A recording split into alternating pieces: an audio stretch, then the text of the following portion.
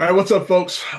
Thank you for joining us on this conversation about cloud security, also known as CNAPP, which I don't know why we got all these acronyms, but that's a whole nother conversation. I am Larry Whiteside Jr. I'm the co-founder and president of Confide. I'm a longtime CISO now, recovering CISO. And this is going to be a fun conversation. I want to introduce you to my cohorts on this conversation. Tyler. Hello, my name is Tyler Pinkard. I am in charge of cloud security, DevOps, and a bunch of other stuff at a company called SupportLogic. And we do customer support intelligence, escalation prediction is our biggest one. And yeah, I've been working in the security space full time since 2016. And prior to that, I was in the military. Nice. Thank you for your service, sir. Yeah, absolutely. Brian. My name is Brian Lang. I am the Chief Solutions Officer here at AccuKnox. My background is similar to Larry and Tyler's, although not with the military background. Started as a security consultant in the 90s and early 2000s, then became a founder. So I created the first attack and breach simulation product, the first risk-based vulnerability or constant threat exposure management system, Red Seal Networks, and then have moved more and more into the partner and product side as a result of that. So now I focus a lot on partnerships and go to market and how partners can bake services around, which then directly ties into people like Tyler, because if a service partner is building up a service around your product, whether it be managed or ad hoc, it's very similar to what somebody like Tyler is going to do to operationalize the product. So it's a lot of fun. It lets me do the technical side and still play with stuff while also focusing on the business side. Nice. Love it. Love it. Didn't realize you were one of the founders of Red Seal. That's super cool. Nice. So all three of us have been in this industry for quite some time. Tyler, like you're sort of the young buck, but your military experience, I know you've seen a lot of things. So what's been some of the interesting or surprising things that you've seen in the cloud security space? Brian, I'll start with you. It's interesting because the cloud security, it's both the same and very different. Ultimately, we're still doing things like, can I get visibility into what assets I have? Can I tell what vulnerabilities I have? Can I tell what misconfigurations I have? It's things that all of us have been doing for years, but yet you have to do it in a very different way.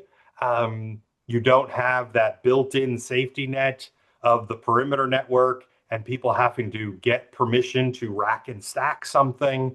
Developers can slap a credit card down and suddenly you've got an application exposing the company's resources. So there's a speed to market and speed of exposure that happens in the cloud.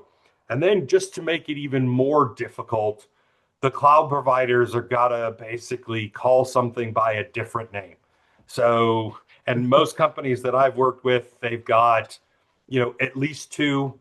I've seen lots of companies that have got 5 cloud providers, which I was surprised about, but usually they've got at least 2 or 3. And again, Right. they all call it something different. And even though it's ultimately the same thing, how you look for vulnerabilities or misconfigurations, and there might be issues that are specific to cloud provider A versus cloud provider B. So that feeling of this is the same, but also very different has been one of the biggest shocks that I've had, along with going into meetings with customers and having a CISO and a team of 15 people and a cloud architect talking to them for 90 minutes and having the security team say barely anything. It's basically me having a conversation with the cloud architect, and then the security team asking me and him questions. Right. So Tyler, from your perspective, right? So you've come into cyber, right, where the cloud has been a part of the ecosystem, right? And so from your perspective, from a newer lens, what are the things that have surprised you about cloud security? I mean, one of my favorite parts about the cloud is the repeatability of it, right? We can use Terraform to build repeatable copies of infrastructure, right? So that we don't, it's not, if you're putting boxes into racks, right? Getting that identical deployments can be very different. Like subtle misconfigurations between each of those systems can blow up into very large problems. And if we're deploying our infrastructure in the cloud using repeatable methods, we can make sure we get exact copies, right? That our Yeah. dev, our test is configured the same way that our production is. So that's something I really appreciate about it. I mean, as far as what's surprising me about the cloud is honestly the scale, right? Just Right. it's taking over everything, right? I work with a lot of startups. I talk to a lot of startups, and I don't know all except for one or two that aren't deploying their infrastructure in the cloud, and it's just moved to the standard way of doing business. Yeah, Yeah. it's interesting you say that, Tyler, because I fully agree. And it's interesting, selling a CNAPP, I'm used to, and I've helped bring, over a dozen products to market, and it's usually been the early adopters. Go sell to finance, go sell to the government. Cloud security, it's like every vertical, every company size. I mean, the only thing I'm seeing sort of with broader appeal is the usage of AI. Right. Right. Well, for me, it's interesting because when you think about the cloud, the thing that has changed most beyond just the infrastructure with which we use to push packets, it's that there's no more CDs. There's no more like actual, we'll call physical software being made, right? Like that's gone. Like I don't think we will ever see physical software ever be made again. Everything is a SaaS tool. Everything. Like, and so that's for me the thing that I did not anticipate was going to happen, where everything just became so like I've got a 10-year-old, or at least, sorry, 11. He's soon to be 12. He's the youngest out of seven, so that's hard. Um, but he doesn't even know what a CD is. Like, he has no idea of Yep. what software on a CD is to put into a drive to then do zero clue. Yeah, the only thing I see when I talk to people is they know, a disc from a PlayStation or an Xbox. That's But even then, the CD nowadays is nothing more than, in essence, the license key. And that's then it it. goes and downloads the application. Like I got the most recent Assassin's Creed a month or so back, and I literally popped the disc in, and it took 6 hours to download 130 gigs, and I couldn't play the game. It's like, wait, I got the disc. Right. Yeah. Yeah. That's wild. So Tyler, I'm gonna come to you, right? So being a practitioner, and having to deal with the cloud, there's a lot of that that's changed culture. So what are you doing to build a strong culture for a remote workforce that's now using this cloud-based infrastructure that you need to protect them from themselves?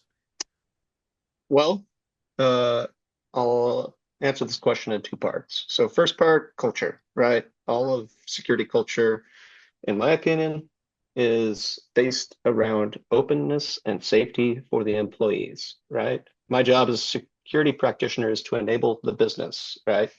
But to do so safely while we protect the brand, right? And employees, unless they feel safe, unless they're feeling welcome, may not want to come to me in security and bring me their problems, where my whole job is to help them fix it, right? And so, in my mind, it's repeated messaging to both on the individual and group level. Hey, you guys, I am here as a resource. My job is to enable the business. Please let me help. I want to keep us safe, right? And the other one is the process based. Like, what tools can we give the developers and the teams that allows them to do their work somewhat solo, right? The platform engineering side of it, so that they can get their updates, get their new software out into production as quick as they can with the least amount of pain. So you said a word, and Brian, I'm gonna come to you in a second about this word, but you said open. So open is the antithesis of what security has historically been thought of or known as, Well, that's right? why it's in the culture context and not in my system context. Right. So, but creating an open mindset is interesting because I don't think I've heard anybody say that from a culture standpoint. An open mindset. Brian, you're a dinosaur like me, right? When you think open, right, in the context of security, even from a culture standpoint, what does that say to you, and how would you translate that? Careful, You're on mute, Brian, you're on Brian. mute. I I wasn't was the first one. Yes. I was talking to somebody last week about this, and I drew a comparison to finance departments. You know, in cyber, we have to watch out for the, cybersecurity. Finance is watching out of, the financial security of the company. So they have to say no while also enabling the company to, grow, but doing it responsible. We, in essence, have a lot of that as well. But when you look at finance, yeah, some things are sensitive, but there's a lot more openness in terms of, well, what is our budget? How do our budgets interrelate? Where are we going to spend money? But when you look at security, even within an organization and definitely outside of an organization, this willingness to share information. And now, when I first started in security, you had to know endpoint, you had to know server, you had to know networking. Now, people are really specialized in a Right. certain area, but that means you have to be open because, and I went into an MSSP and I was training them on advanced threat protection. And I was talking about changing MX records to insert mail scanning. And I got a hand up, what's an MX record? And I'm like, wait, you guys are Right. supposed to be the top. And like, how many people don't know MX records?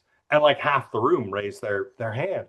So I think there's a real need for openness and an understanding of your piece is one sliver. And when you don't know about MX records and other things, you have a bigger reliability, need to open up and share information. And I don't just mean share your information, but like, hey, I'm getting ready to do this. What is it going to break? And that's, I think, that sharing of and exposure of that level of information, I think is prevents us from accomplishing a lot in security. In fact, I was on with an analyst last week, and they put up a slide, and one of the things that it had was it was a conversation about AI, was AI doing predictive threat intelligence. And I was like, it'll never happen as a commercial product, because if you're AT&T or Amazon, et cetera, you have exposure to data that you can apply AI and predict stuff, like Microsoft with Office 365 and email, et cetera. Google with Google Workspace. There's things they can do with predictive threat intelligence, but as an entity outside of those, you couldn't collect enough information to do predictive threat intelligence. So I do think that there's a lot of issues around openness with security that does cause us problems. So you said that the key word AI. So we are in a weird time right now where the acceleration of where it was to where it is and where it's going is moving faster and faster and faster. So Tyler, if you think about that, where's AI, like what's its impact on cloud security today? And what do you think that impact is going to be as we move forward? Well, I think in the short term, it's going to help attackers more than defenders, right? As these new tooling is getting built into attack chains and then unleashed, and you know, different sorts of organizations that are different levels of security maturity, right? They might find openings that they wouldn't without the traditional human-driven pen testing sort of approach. Um, I don't think that advantage stays in the attacker's favor over time, right? Because defenders, we have access to the same LLM-based tooling, right? And as this gets built into our defensive tools, it can help prevent us from those unknown unknowns that may inadvertently let some of the bad guys in. Yeah, I agree with that wholeheartedly. What about you, Brian? What are you thinking? So we know we think it's going to hurt, and I think we both agree with that. How do you think it's going to help? So I think, there's a couple ways it's going to hurt that not everybody's thinking about, and other ways that it's going to help. And I think how it's going to help is going to continue to evolve at a faster and faster pace. But for example, I advise another company called Lab One, which finds files in the dark web. So not just, hey, your credentials were exposed, but these files. And then they're using AI to analyze and classify those files so that they can attribute them to companies. And what we've seen is that the information from those breaches is being weaponized at speeds where it's like breach data is used in highly targeted spear phishing at a rate where the attackers are using AI. And unfortunately, that's not necessarily something that AI can help a great deal with. Yes, it can help somewhat, but ultimately they've got an easier way to attack us or attack especially home users. Yeah. But where I do see it helping is in understanding the context. So for example, at AccuKnox, we have misconfigurations, vulnerabilities, assets, identity and entitle management. We know what the umbrella is. Now, 5-10 years ago, like when I founded Red Seal, I put the network configuration in context with the application requirements and the vulnerability information. We didn't have AI. Like I think about what we could have done had we had, AI. But Right. if you think about it, now you don't have to code that. You can simply ask the AI, there's the information. How do I best remediate? What toxic combinations of misconfigurations do I have? Think like an attacker. And that, I think, the ability to think like an attacker and have that information, I think, is still untapped for the defenders in AI. And it's interesting because I used to interview security consultants, and I would have other people do the technical, and I would just ask them questions to see if they could think like a bad guy. Because if you can't think like a bad guy, I can't use you on most IR engagements because you need to be able to think about how they would go and where they would hide stuff. So if we can use AI to do that, suddenly I can now say, there's my current state. If you were a bad guy, how would you break it in? And how would you then use that information? And now it's like, okay, now also give me a remediation plan. And those are things that, boom. Now we still have to be able to enact that, Yeah. which Well, unfortunately AI can't help with.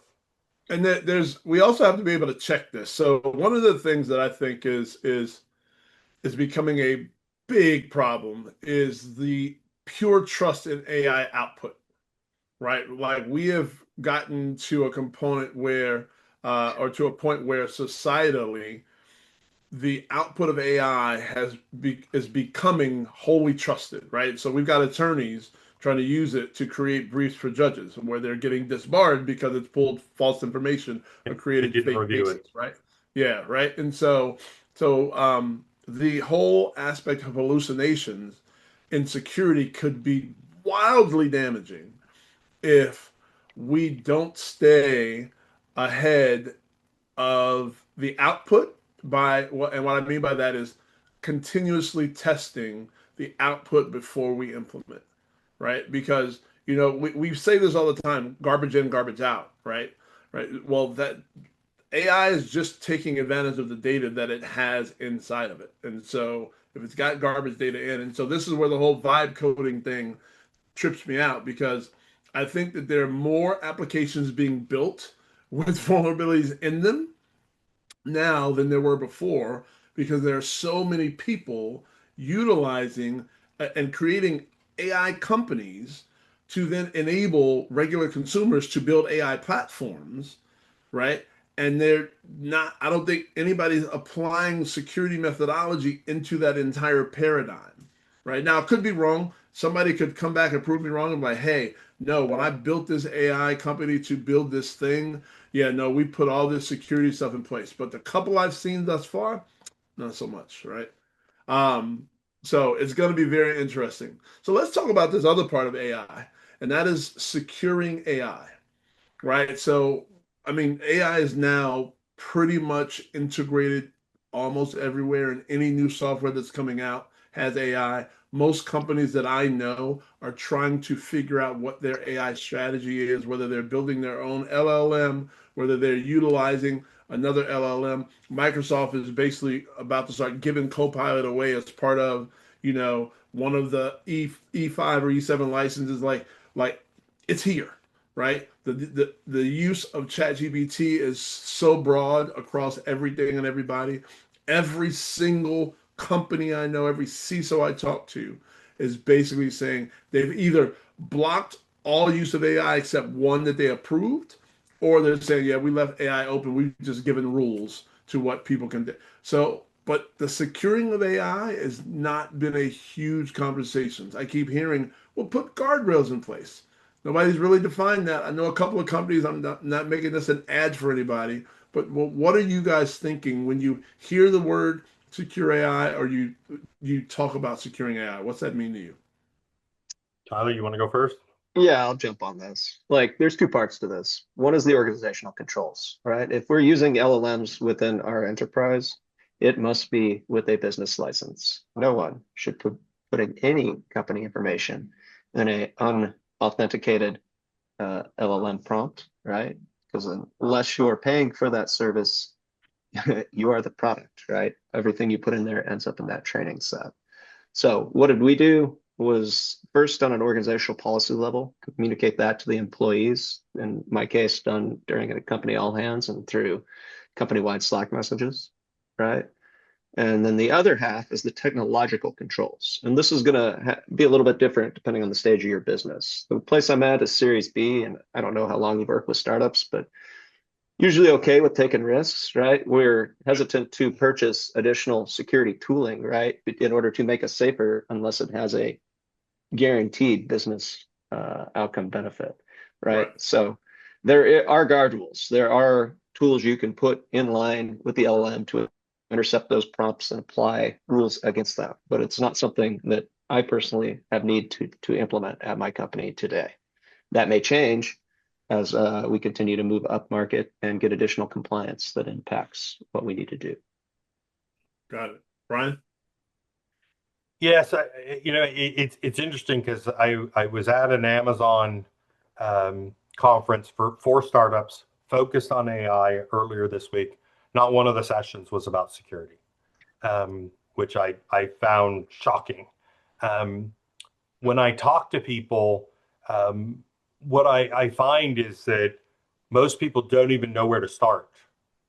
They're like, and Tyler, you mentioned some of it around policy. That's typically where I see people, hey, don't upload this kind of information to, an LLM. Unfortunately, it's like the first thing people want to upload is information that shouldn't be, uploaded. If I want to like analyze, our leads or whatever, or who we're selling to or somebody's account, it's like most of the stuff I want AI for is I want to give it something that it shouldn't have. So it's and people don't understand the components. So you've really got to think about the AI, like how is the company going to use it? What does our AI pipeline look like? Because you might have agentic code running, you might have an MCP server load running. Are those protected with like runtime protection? You might have an app that is an app you're building that uses AI. That's where you have guardrails. If your app's doing, um, you know, customer support, it doesn't need to receive code. It doesn't need to give back code, probably. So that's a basic guardrail. Hey, sanitize inputs and outputs, which is something AccuKnox can do quite nicely. But you also have to think about like, okay, our internal users are going to use this in their day-to-day business life. And then it's like a case of, okay, they're going to want to upload customer data. So even if we don't have an app, we should probably run ChatGPT or Claude or some other model in-house so they can give it that sensitive information. And we know it's not leaving the building. Right. Because otherwise it's you just don't know, and people are likely to do it anyways. So the biggest thing I find is, people don't understand like what AI will do, and the various places you have to secure it. It's like going back to, like, I remember in the early 90s connecting companies to the internet without a firewall. That's kind of feels like the state we're in right now, where we just simply don't understand, or the risk is unknown. And it's really taking a step back and understanding, well, what does the pipeline look like, and where and what type of protection do we need? It's not a one size fits all, Yeah. because not everybody's using agentic, not everybody's using an MCP server. Your Right. hosting might be, all over the place. Yeah. It's interesting, right? One of the things I say, listen, if we would have ever gotten some of the basic things right, right? So know what you have, right? And today, because data is so big, data is a part of know what you have, know where it's at, know where it's going, and know who has access to it. Like those four principles applied to any aspect of technology from a cyber standpoint, right? Even AI will really get you a long ways. But we have sucked at all of these, like literally. Like it has been so horrible. I know CISOs who punted identity when they got a CISO role. They're like, oh, I don't want to own identity. It's too hard. I'm like, wait, what? Like, what are you talking about? Right? I've had CISOs who don't understand data, so they can't lead a data governance initiative, right? And so we've been sitting on the sideline with all those four principles being at the core of what we are trying to accomplish as cyber practitioners, and we haven't been great at them. And so now here we are, and we're being thrust to the forefront when somebody wants to adopt AI. Hey, CISO, how do we secure this? What are we going to do? And it comes down to know what you have, know where it's going, know where it's at, and know who has access to it. The same basic four principles. Because for AI, if you lock down access, if you only put the right data in there, that those people who have the access to that data need to get into it, you're pretty much close to securing it. So I can go on a whole rant on that. Yeah, and the other Tyler, thing goes back to first comment you made earlier around the hallucinations, which is you got to trust but verify. right. You got to Yep. look at the output and go, that's, that doesn't make sense. Or, hey, I question that, and ask it, hey, how did you come up with that figure? Yeah. So Tyler, I want to come back to you because, as we're talking about AI, right, this is part of the innovation, right? We're innovating. So how do you balance security with innovation, right? Like security, business agility, innovation. Sometimes those three things are sort of, like it's a cosmic reaction because they're banging against each other so hard. Well, this is the nature of business, right? There's this old saying they've got in construction, right? You can get it cheap, done well, or done Speed. properly, right? Speed, right? Pick which two, right? I Right. work at a startup. We want to build, right? If I am being the old school security perspective, doctor, no. Oh, can we do this? No. Oh, no. Can we do this? No. What happens is the business routes around you, and now you're no longer able to be effective, right? And so that kind of ties into that openness that I mentioned earlier, that culture of safety. Like, I want to be in the process here. I want to enable and accelerate business outcomes.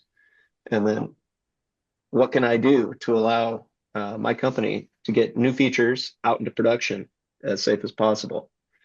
And so process-wise, how does that work? It's with design reviews, with engineers, the people actually doing the building.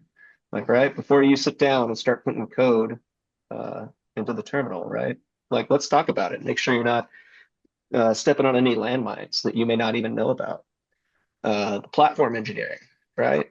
Like, how can I build AppSec into the process, into the deploy pipelines, right? So that it becomes harder for security vulnerabilities and defects to actually make it out into production. And then, of course, everyone's favorite, the old school vendor management. What tools are we using, right? Are those vendors qualified to provide them? And have they done enough due diligence on their side to make sure that I'm not going to be caught with my pants down should bad things happen? Yeah. Yeah. No, I love it. I love it. What do you think, Brian? What's your perspective on that? Tying into what Tyler said to the you can have it cheap, you can have it good, and you can have it fast. I think, ultimately our job is not to necessarily dictate that. The business has to tell us, hey, we need to move fast. Okay, we need to move fast and cheap. I'm like, okay, this is the risk that you're going to take on board then. And it needs to be a back and forth. It needs to be open. And, the other business areas need to acknowledge, because it's like, we don't, finance doesn't want to say no. It's just like when your kids ask you for something, you don't want to say no, but sometimes you have to. And, we're the same way, but, if a company spends a little too much money, it might hurt the company, unlikely to put the company out of business.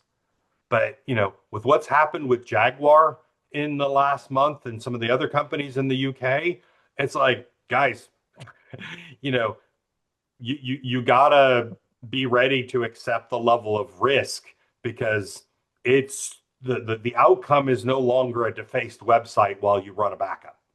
Right. Yeah. So it's interesting. I asked the question very purposefully because I've had a lot of dialogue with CISOs around securely enabling business, right?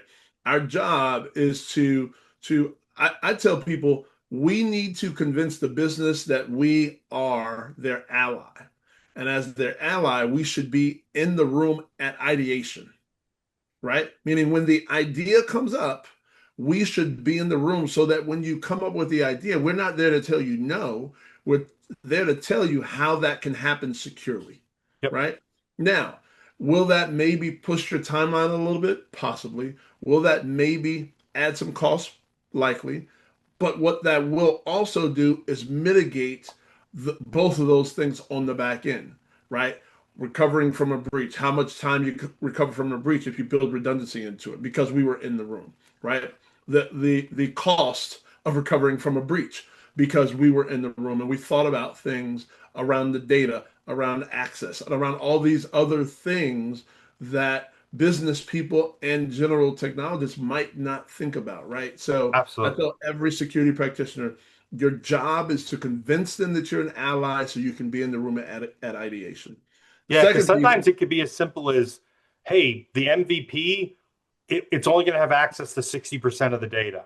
Because if something happens to that 60%, we're all right. It's the 40% of the other data that if that got exposed would be an issue. So let's get the MVP with the 60% safe, move fast, move cheap, and right, then if it works or whatever, then we can do further exposures. right. The second piece is then when the business makes a decision, even if you don't agree with it and it goes against what you as a security practitioner or security leader have told them to do, don't take that to heart because you don't own the risk. The business ultimately makes that decision. And so you have to be comfortable with yourself to acquiesce, let them make that decision. Even though I know we own IR, and so we're going to be the ones up responding in the event of a breach. But at the end of the day, as long as you've done proper communication and documentation, let the business is going to own that risk, and they're going to be a partner with you dealing with it on the end, right? Because but I know so many CISOs. I literally had a conversation with someone, and they were like, "No, I own the risk." I'm like, "Do you?" They're like, yeah. I said, "So so if the business says they're going to turn right, and you say, well, there's this problem with turning right. This might happen."